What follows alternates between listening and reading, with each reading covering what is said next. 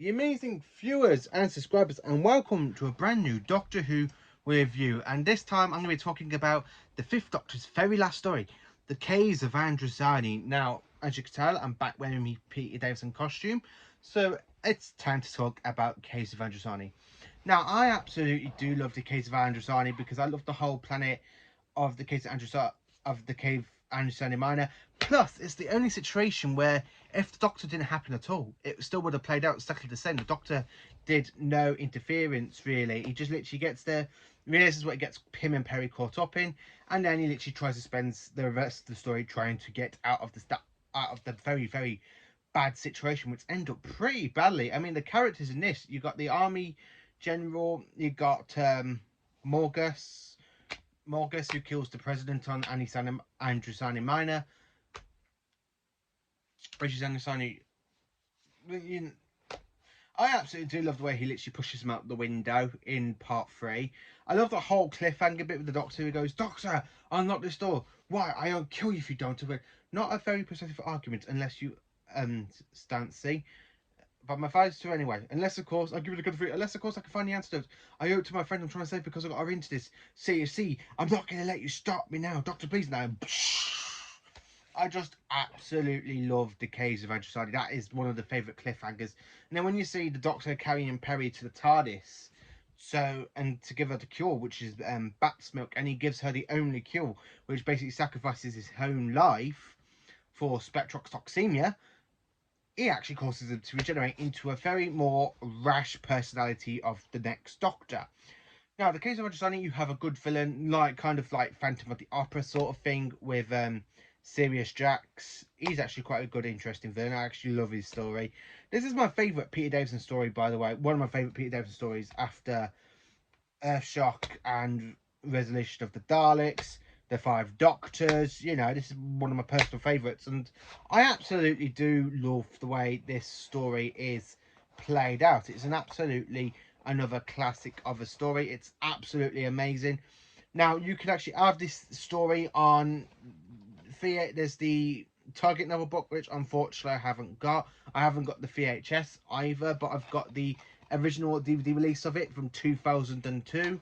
Then I got it in the Visitations 1 box set with Talent Swing Chang and the TV movie, and this came out back in 2011. And then the latest DVD box set, which we haven't got, so we haven't had one yet unless it comes out in the Blu-ray next. You can actually get it in the Regeneration box set. So, Caves is really one of my favourite Regeneration stories. It's actually my all-time favourite Regeneration story. Peter Davison bows out as the amazing Fifth Doctor really, really well. Really, really well. He literally bows out in the best way as ever in such a dark, gruesome story for his Doctor. Now, his Doctor is normally kind of like a light Doctor. He doesn't go back, unless he argues with Adric in season 19, and you just see him go, "I will not go back into E-space."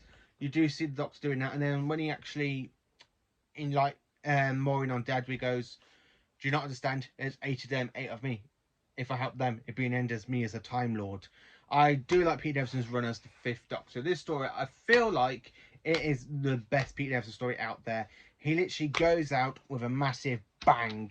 He gets spectrotoxemia, he gets captured, and then he's escaping, and get captured again. Then he gets shot, and then he gets replaced by android copies of him and saves Perry. Then he gets kidnapped again, then he literally goes back to Androzani Manor, tries to escape, and he ends up getting really bad. And the only cure is bat's milk, so he has to go and store oxygen inside his lungs, and he has to go and get the cure. Bat's milk, ooh, I wouldn't like that. Sirius Jack, as I mentioned, he's a very good villain. I mean, he goes around destroying the army with androids, and he makes android copies. And the way he literally takes off his mask and he goes, "Morgus, look at me! You did this," and he blames Morgus for what's happened to him. And then you have that wicked scene of them two fighting, and then he literally strangles Morgus in this machine. The machine's blown up, and the Fifth Doctor comes, grabs Perry just in the nick of time, and runs back to the TARDIS. I just absolutely love the whole story plot. I mean, the way they're there exploring, they literally just arrived, and when you were there with the mud bursts and the Doctor's coat gets covered in the mud and you know, like a bit like sand. I absolutely do like it in that wicked scene where you see them like coming out of the cave, running to the TARDIS with him carrying Perry. I absolutely do love that. As I really, really do like that story. It's an amazing 4-part story, to be honest with you. Peter Davison gives it all his best. He's the best bow wow sort of story for any Doctor to go out in. And then when we talk about the actual regeneration effects, I have to say I absolutely love it. I mean, the way you see when he goes, I might regenerate.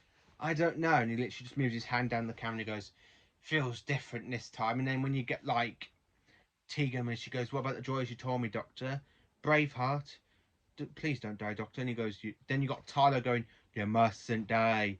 Knowing your enemies will be lightened in your death, Doctor. Then when you get Chameleon, then you got Nyssa saying, you're needed. You mustn't die, Doctor. And then you get Edric saying, you know that.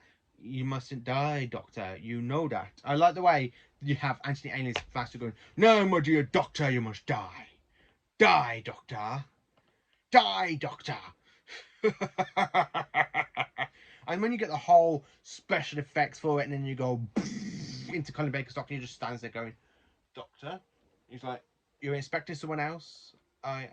That's 3 eyes and 1 breath, evil to stick with you, young lady. And Harry just goes, what happened? He goes, change, my dear.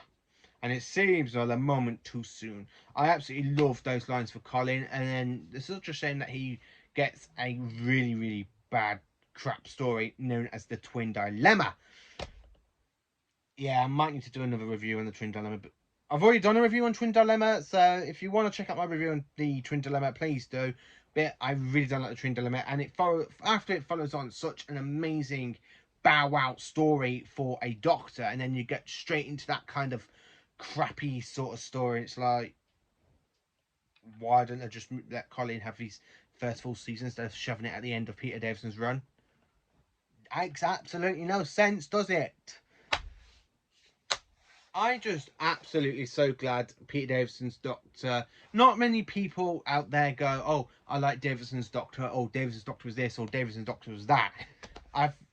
Sometimes I hear bad things about Peter Davison. I mean, I've known somebody call him the Doctor doesn't give a damn about Adric because he let Adric die technically. In Earthshock, I have heard people say he's a good actor, he's a good Doctor. I'm really one of those people that literally, Peter Davison, right, is my 5th favourite Doctor, and I've actually met Peter Davison in real life. Here's the picture of me with Peter Davison in my very first main Comic Con event, and as you can tell, I'm dressed as the 5th Doctor himself. And this is one of his favourite stories he ever did. He was telling me this is his favourite story, followed by Earthshock, and for this to be Peter Davison's main one he ever did, it's just an absolutely great story and really just proves it. So, talking about how to review these stories again, you can pick up the original DVD version from 2001. You can actually get the special edition version in Visitations 1. Or if you're lucky and got a bit of money, try and track down Doctor Who The Regeneration box, which is limited edition. You've got it in here with the other Regeneration stories. I absolutely do love The Case of Androzani. It's one of my personal favourites. And I've just finished watching it again, to be honest with you. I've watched it 3 times this year so far, because I've literally watched it back in March, and then I watched it again in May when I got the Regeneration box set for my birthday for my aunt and uncle, and I rewatched it just last week before I got season 24, because I'm in the middle of rewatching. I'm in the middle of watching season 24 on Blu-ray. I mean, I'm literally reading off my notes here what I think about Case of Androzani. I've got a whole list of paper here of stories that I still need to review. I'm trying to take my time with them, so I'm not rushing them as much. So let me know in the comments what you think of the of the Case of Androzani. Do you like it? Is it your favourite Peter Davison story? Do you like the way the 5th Doctor has these very, very great bow wow, or are you disappointed with it? Let me know in the comments. Thank you for watching, and have a great day.